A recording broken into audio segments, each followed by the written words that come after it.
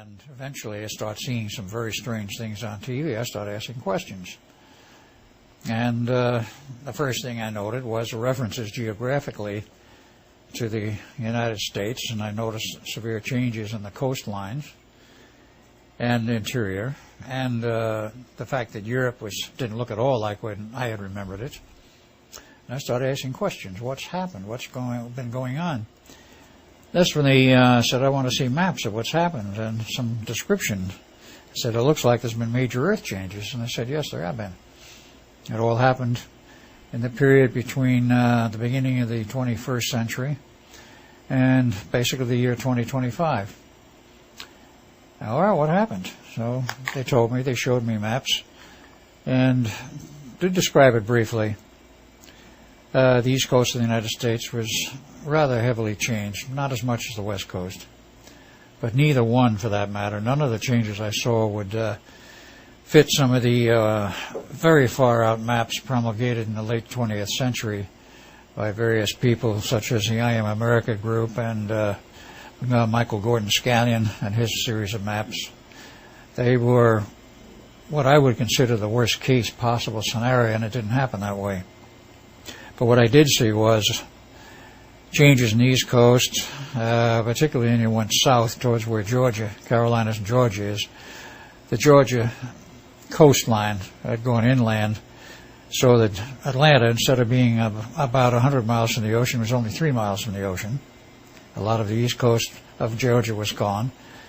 Parts of North Carolina had been chopped off. Florida was gone completely, except for the area of the Panhandle. Was this on the TV programs that you saw, or did they give you a map? I saw this in references on the TV program, which they showed pictures of the coastline in reference to something else that we're dealing with. And I see this. I said, what is this? This isn't the way I remember it. Mm-hmm. So that's when I started asking what's going on, and they gave me the maps. The Gulf Coast was drastically changed. There was about a 50-mile wide swath north of where we knew the Gulf Coast to be, as it is today, in the beginning of the 21st century. And about 50 miles wide was just gone. It was underwater, which means New Orleans was gone, Houston was gone, Corpus Christi, Texas was gone as such, though it was just barely, because that's a little higher ground there. It was just lowlands that went. And I don't think it was geographic upheaval. It was just a case of the ocean waters have been rising, plus other changes. And the big change in the middle of the country was that the Mississippi became an inland waterway, and a rather wide one, all the way up to the Great Lakes, which then became one lake. Part of the original lakes disappeared, and other parts sank so that you had one large lake there, which joined with the St. Lawrence Seaway, which became a very large seaway. And the rest of the U.S., the western part, to the other side of the new Mississippi basin, if you will, was all there, essentially intact, with the exception of California and parts of Oregon and small parts of Washington. California suffered from where the San Andreas Fault came inland. San Andreas Fault cuts into California between San Francisco and San Jose. That's where it cuts inland and is no longer in the ocean, but is cutting across land.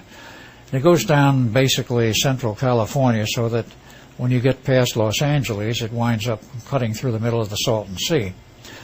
And much of that section west of that fault line, of the San Andreas Fault line, wound up in the ocean, not all of it. San Diego was gone, parts of Southern California was gone, but the strange part was where Los Angeles was, parts of it were still left. The coastal sections, the beach country was gone. The beach areas were collapsed, the cliffs were collapsed. But areas of the higher sections of Beverly Hills were still there. Altadena, Pasadena was still there. Downtown Los Angeles is still referred to as the island, because it was on a rock, and there's literally an island there, even now, though it's certainly not underwater, but it winds up being surrounded by water. So there were a lot of changes that way.